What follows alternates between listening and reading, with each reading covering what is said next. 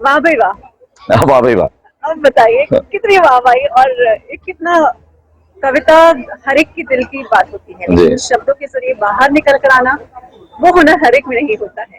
देखिए क्या है ना, आप कॉलेज में किसी को भेज के डॉक्टर बना सकते हैं, कॉलेज में किसी को भेज के इंजीनियर बना सकते हैं, आर्किटेक्ट बना सकते हैं, लेकिन दुनिया का कोई कॉलेज ऐसा नहीं है जहाँ किसी को भेज के कवि या शायर बना सके कोई। वो खुदा बनाता है, ये खुदा सलाहियत है, वो ऊपर से दे के भेजता है, वो बनाता है। और ऐसा नहीं है, हर व्यक्ति कहीं ना कहीं सोचता जरूर है, हर व्यक्ति कुछ ना कुछ कहना जरूर चाहता है। अब ये कुछ को जो है ये खुदा ये चीज बख्श देता है कि आप उन्हें खास लफ्जों में पिरो के और लोगों को सुना दें। तो गोपाल दास नीरज, पंडित गोपाल दास नीरज कहते थे कि आत्मा के सौंदर्य का शब्द रूप है, आत्मा के सौंदर्य का शब्द रूप है काव्य, और मानव होना भाग्य है, कवि होना सौभाग्य। तो वो सौभाग्य वो देके भेजता है। अच्छा, हिंदी लिटरेचर अगर पढ़ाओ या किसी भी भाषा का लिटरेचर पढ़ाओ, वो कितना इम्पैक्ट डालता है एक बेहतरीन कविता बनाने में। जिंदगी में सिर्फ बेहतरीन कविता ही नहीं, जिंदगी जीने के लिए पढ़ना बहुत जरूरी है। आप अच्छा नहीं पढ़ेंगे तो आप अच्छा नहीं लिख सकते, अगर आप अच्छा नहीं सुनेंगे तो आप अच्छा नहीं बोल सकते, आप सही अल्फाज नहीं सुनेंगे, सही उच्चारण नहीं आपको पता होगा, जब आप सुनेंगे ही नहीं तो बोलेंगे क्या। हम इतने जल्दबाज लोग हैं कि हम सुनते ही नहीं है। जिस वक्त हम दो लोग बात भी कर रहे होते हैं तो जब सामने वाला बोल रहा होता है हम सुन नहीं रहे होते, उस वक्त हम ये सोच रहे होते हैं मुझे आगे क्या बोलना है, तो हम सुनते नहीं है। तो जिंदगी में पढ़ना और सुनना ये बेहद जरूरी है, ना केवल कविता के लिए, जिंदगी के लिए।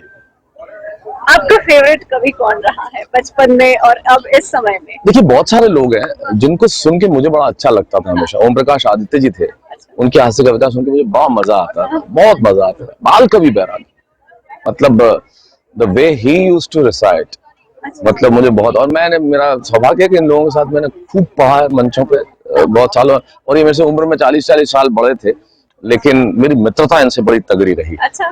बहुत जबरदस्त, उन्होंने मुझे बहुत प्यार दिया सदैव, मुझे बहुत प्यार करते थे, और मैं उनसे बड़ी इज्जत करता हूँ। तो इन लोगों को सुनना मुझे बड़ा अच्छा लगता है। बालकवि बैरागी को सुनना मुझे बहुत अच्छा लगता था, आदित्य जी को सुनना बहुत अच्छा लगता है। बचपन में बहुत छोटे थे जब हुल्लड़ मुरादाबादी जी के रिकॉर्ड्स आया करती थी उस जमाने में एचएमवी की, वो सुना करते थे। तो इन लोगों को सुन के बड़ा अच्छा लगता है, बड़ा अच्छा लगता है। अच्छा, जब वही एक समय होता है जब आप एक पार्ट होते हैं किसी कवि सम्मेलन के मंच का, आज आप खुद उस मंच का इतना बड़ा हिस्सा है कि आप लोगों को वो हिस्सा बनने का मौका देते हैं। जी, ये ईश्वर का मैं आपको शुक्रिया अदा करता हूँ, उन्होंने मुझे मौका दिया। जब मैं 10-11 वर्ष का था, जब मैं पहली बार मंच पे पढ़ा और पहली बार मंच पे चढ़ा, तो मेरे पिताजी मुझे लेके गए थे और आयोजकों से बात की थी। 1980-81 की बात है, सितंबर में इतना सा था, मैं निकर पहना हुआ, ये लड़का लिखता है। मैंने पढ़ा, जो हजारों की भीड़ ने तालियां बजाई, मुझे लगा शायद रास्ता यही है। खैर उसके बाद जिंदगी ने कई मोड़ लिए, लेकिन आज मुझे ये लगता है कि कोई भी संस्था जिससे आप निकले, जिससे आप बने, यदि आप किसी ऐसी स्थिति में हैं कि आप उस संस्था के लिए कुछ कर सके तो आपको करना चाहिए। समस्या ये है कि हम लोग अपने लिए सोचते हैं, लोगों के लिए कभी नहीं सोचते। कोई तो ऐसा चाहिए ना जो नई प्रतिभाओं को आगे बढ़ाए, उन्हें लेके आए।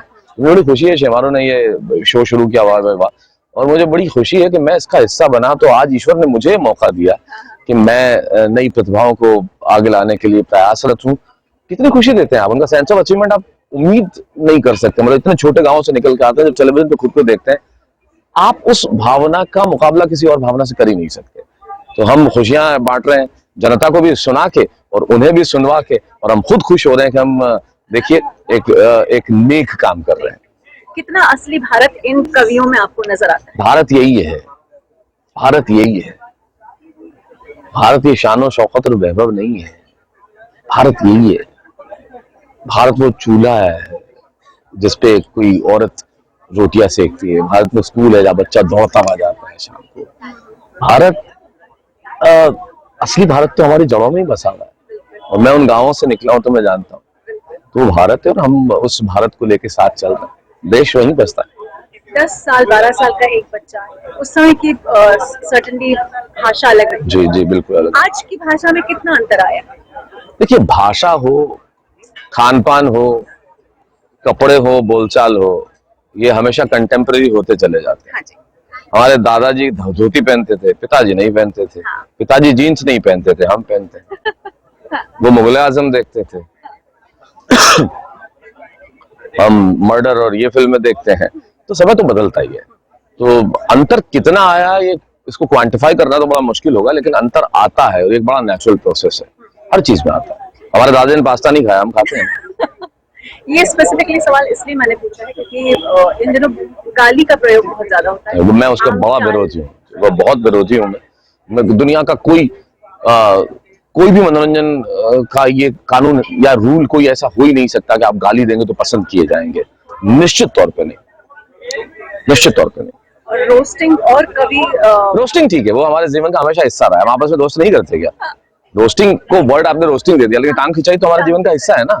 अब जो होली पे हम जो करते हैं, या देवर भाभी की आपस में चुहल होती है, या साली जीजा की जो चुहल होती है, या दोस्तों में जो आपस में चुहलबाजी होती है, तो हम करते रहे ना। टांग खिंचाई तो हमारे जीवन का हिस्सा है, that's a part of humour. टांग खिंचाई तक ठीक है, गालियां नो नो। चलिए, thanks thank a you. Lot.